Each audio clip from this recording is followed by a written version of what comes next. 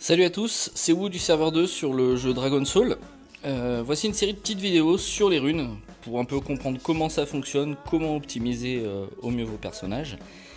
Tout d'abord, c'est la première fois que je fais des tutoriels qui seront postés sur YouTube.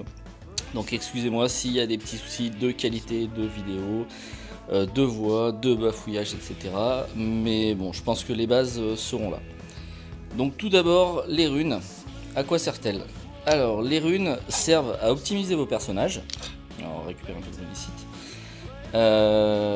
Afin de les améliorer en boostant certaines stats ou capacités particulières.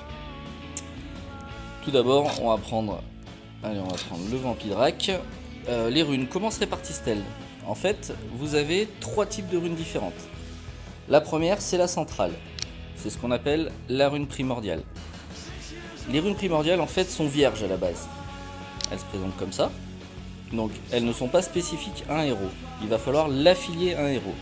Donc on va choisir un héros et vous verrez sur la droite de l'écran les stats qui vont être boostés par la rune primordiale. Donc pour le Vampidrac, on voit qu'il y a l'intel, la puissance de compé, esquive énergie de départ, dégâts perçants et nécrotique. Si on prend un autre héros, là oui, hop. Elle, la rune primordiale aura intel, puissance de compé, péné magique, esquive, conservation, réduction de temps de recharge. Donc vous voyez bien que en fonction des héros, la rune primordiale sera différente.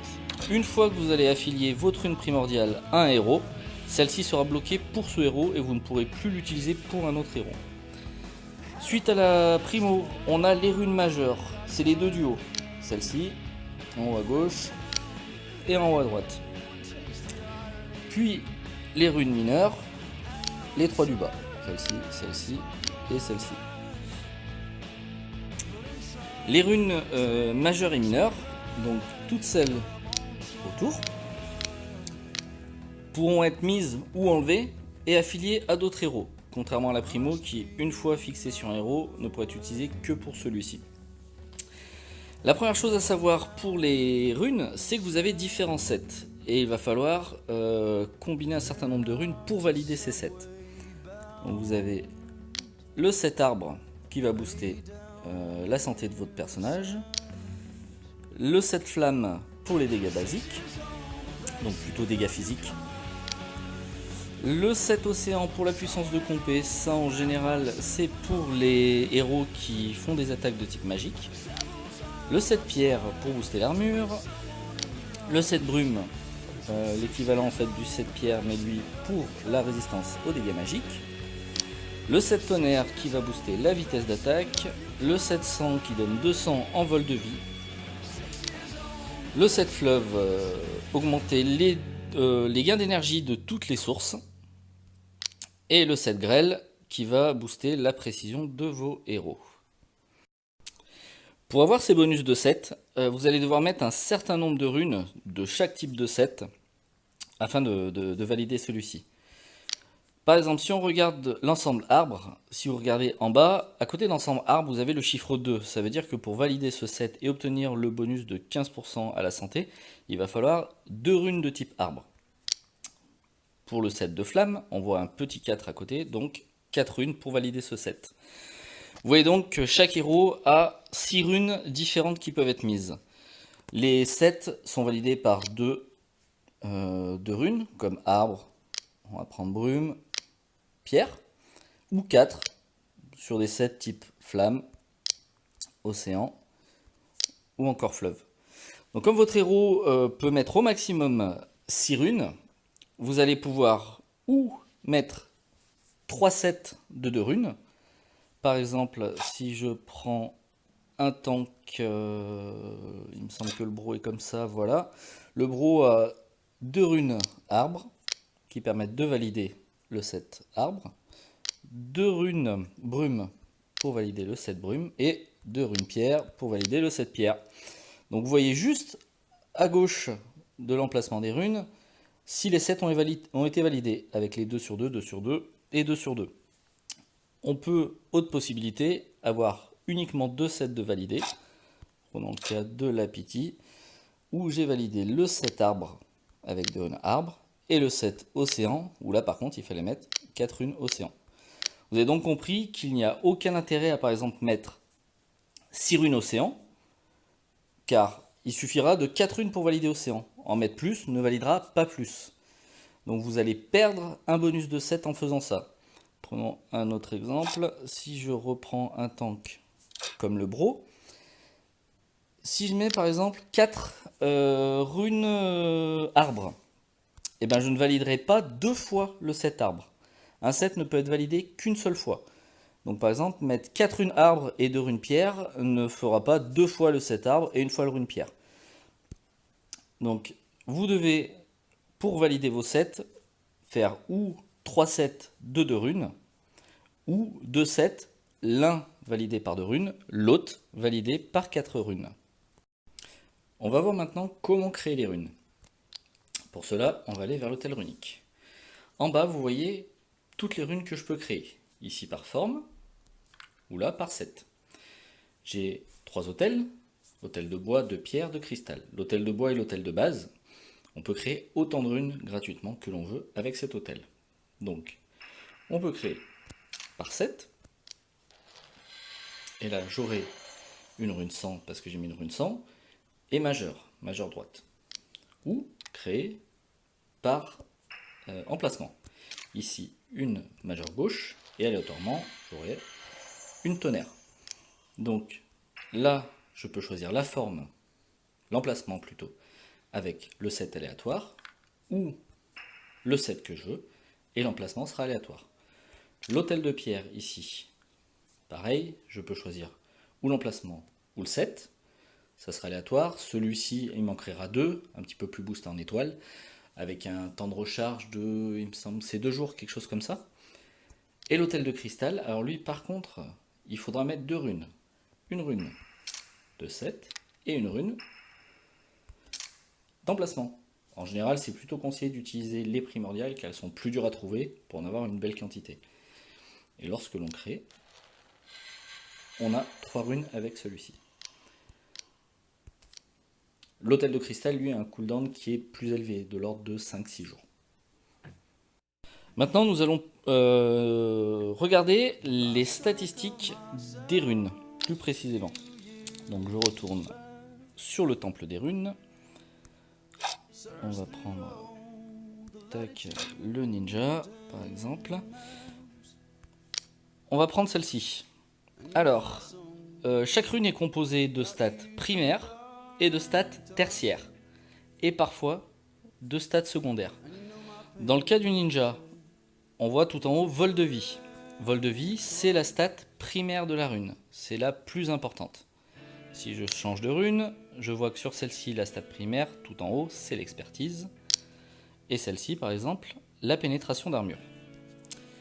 Toutes les runes ont une stat primaire et toutes les runes, comme je viens de dire, ont des stats tertiaires.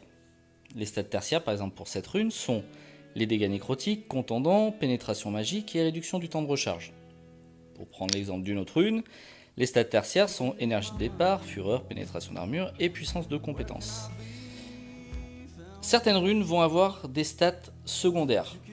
Là, en l'occurrence, c'est la stat qui est juste en dessous de la stat primaire. Pour cette rune, c'est la pénétration magique.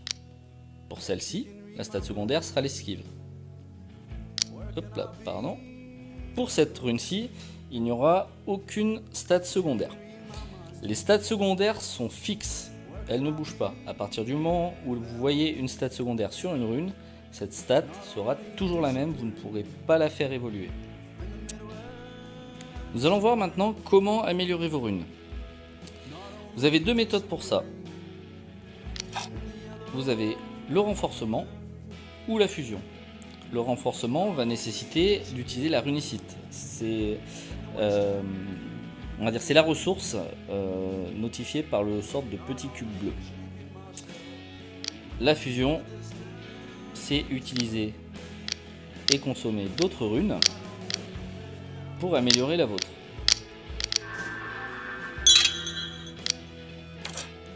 Alors, vous avez différentes couleurs de runes. Quand vous démarrez avec une rune verte, celle-ci va avoir forcément une stat primaire, peut-être une stat secondaire et une stat tertiaire, ici la ténacité. Les runes bleues ont 2 stats tertiaires, ici toxique et critique. Les runes violettes en ont 3, et ainsi de suite. Les runes oranges en ont 4. Lorsqu'on on part sur une rune verte, avec une stat tertiaire, et qu'on l'améliore en consommant de la runicite. Alors, à 3, vous voyez un point d'interrogation. Je vous expliquerai ensuite qu'est-ce que ça veut dire. Lorsque vous allez monter jusqu'à 6, à 6, vous allez obtenir une nouvelle stat tertiaire. Donc là, j'ai ténacité. Je renforce jusqu'à 6 et j'ai gagné précision. Je continue.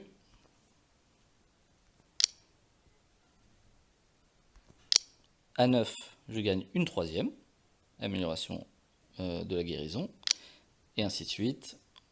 En montant jusqu'à 12, je vais gagner ma dernière stat.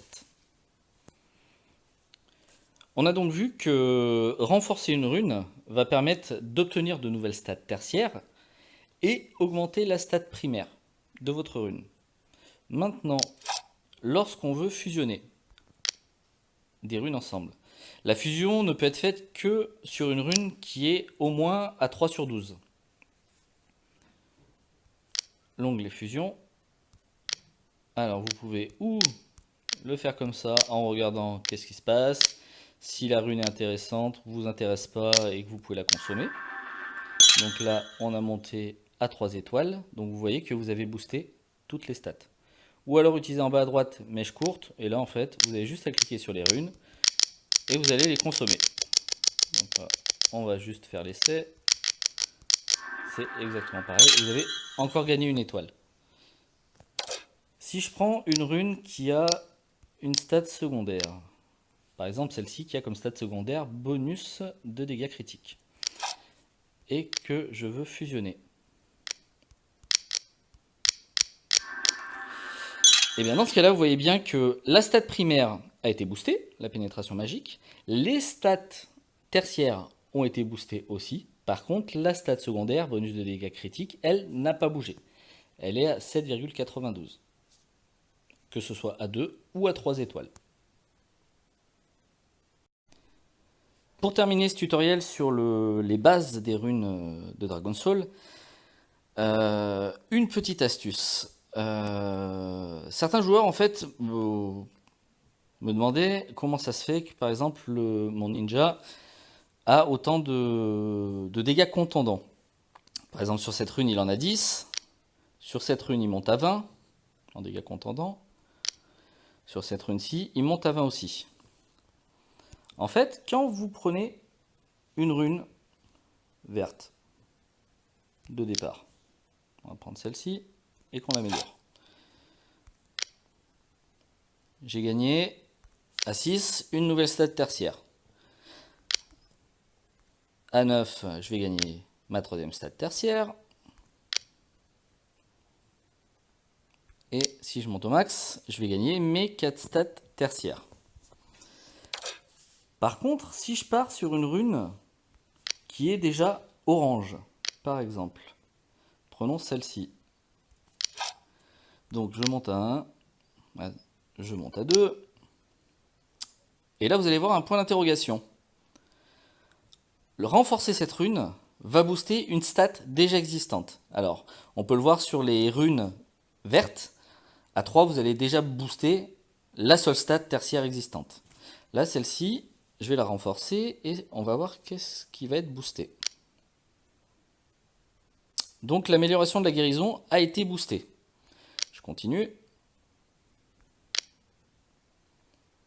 Nouveau point d'interrogation, car j'ai déjà mes 4 stats tertiaires, je ne peux pas en avoir de nouvelles. On va donc booster une stat déjà existante. Là, c'est la réduction du temps de recharge qui a été améliorée. Nouveau boost à 9. Et j'ai même pas regardé. Voilà, genre les boulettes de vidéo. Donc ça doit être le dégât d'eau ou l'esquive. Et on va terminer. On va voir la 4e qui a été boostée. et c'est les dégâts d'eau, sûrement à nouveau. Donc avec cette méthode, vous vous rendez compte que vous pouvez avoir des stats surboostées quand vous allez renforcer des runes qui sont déjà orange ou entre autres violettes. C'est pour ça que sur le ninja, on peut voir par exemple sur celle-ci un dégât contendant à 10, ou sur celle-ci, ou encore celle-ci, des dégâts contendant à un peu plus de 20%. Ce n'était pas de base, c'est juste qu'avec de la chance, j'ai eu les procs sur dégâts contendants, qui sont très intéressants pour le ninja, et donc qui ont permis de surbooster cette stat.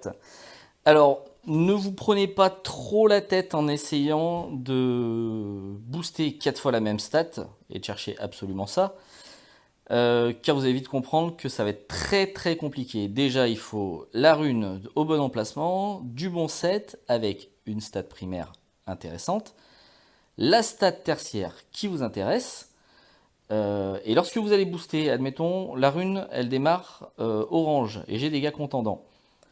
Pour booster 4 fois dégâts contendants, il va falloir faire, on a une chance sur 4 d'entrée, puis à nouveau une chance sur 4, puis une chance encore sur 4, et encore une chance sur 4.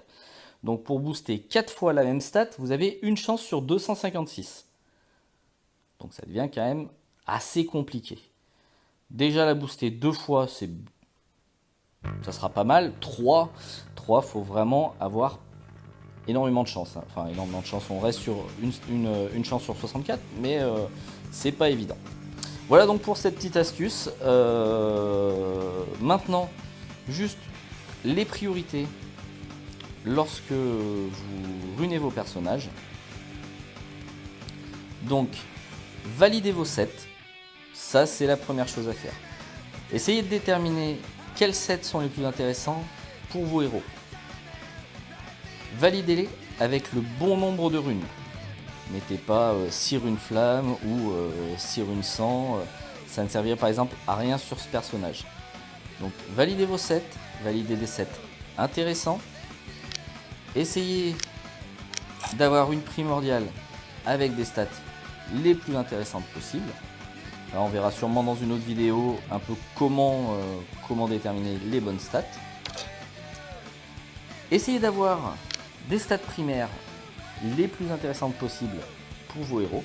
Donc ici par exemple, on peut avoir vol de vie, on peut avoir expertise, on peut avoir pénétration d'armure.